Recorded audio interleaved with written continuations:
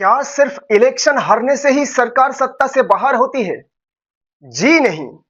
लोकसभा के पास एक ऐसी शक्ति है जो सरकार को इस्तीफा देने पर मजबूर कर सकती है, जिसको कहते हैं नो कॉन्फिडेंस मोशन, यानी अविश्वास प्रस्ताव।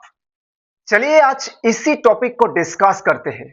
नो कॉन्फिडेंस मोशन एक ऐसी पार्लियामेंट्री डिवाइस है जिसके माध्यम से लोकसभा ये व्यक्त करती है कि उसे वर्तमान सरकार पर अब विश्वास नहीं रहा।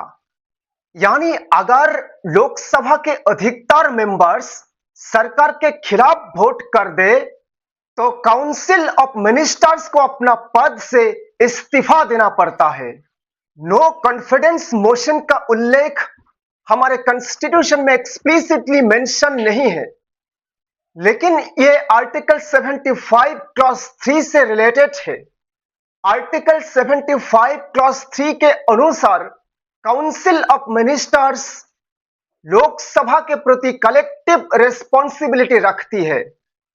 आसान शब्द में, सरकार तब तक सत्ता में रह सकती है जब तक लोकसभा का विश्वास उसके साथ है। अब देखते हैं कि नो कॉन्फिडेंस मोशन कौन ला सकता है। लोकसभा का किसी भी मेंबर स्पीकर को लिखित नोटिस देकर नो कॉन्फिडेंस मोशन पेश कर सकता है, लेकिन सिर्फ नोटिस देने से काम नहीं होता। मोशन को एडमिट करने के लिए कम से कम 50 एमपीस का समर्थन होना जरूरी है। यदि 50 या उससे अधिक मेंबर समर्थन करते हैं तो स्पीकर मोशन को चर्चा के लिए अप्रूव करते हैं।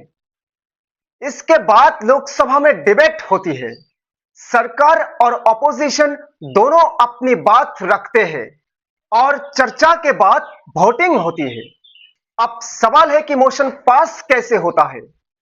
इसके लिए सिंपल मेजॉरिटी की आवश्यकता होती है, यानी प्रेजेंट एंड वोटिंग मेंबर्स का मेजॉरिटी चाहिए होता है। अगर मोशन पास हो जाता है तो प्राइम मिनिस्टर और पूरी काउंसिल ऑफ मिनिस्टर्स को रिजाइन करना पड़ता है, और अगर मोशन फेल हो जाता है तो सरकार अपनी पद पर बनी रहती है।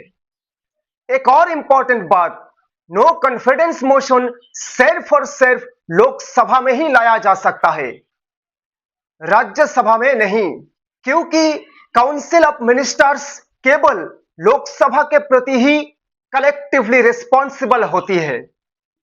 No confidence motion parliamentary democracy का एक इंपॉर्टेंट हिस्सा है। यह इंश्योर करता है कि सरकार लोकसभा और जनता के प्रति अकाउंटेबल रहे और सत्ता में बने रहने के लिए बहुमत का विश्वास बनाए रखे। अगर वीडियो पसंद आया तो लाइक, शेयर, फॉलो जरूर कीजिए। धन्यवाद।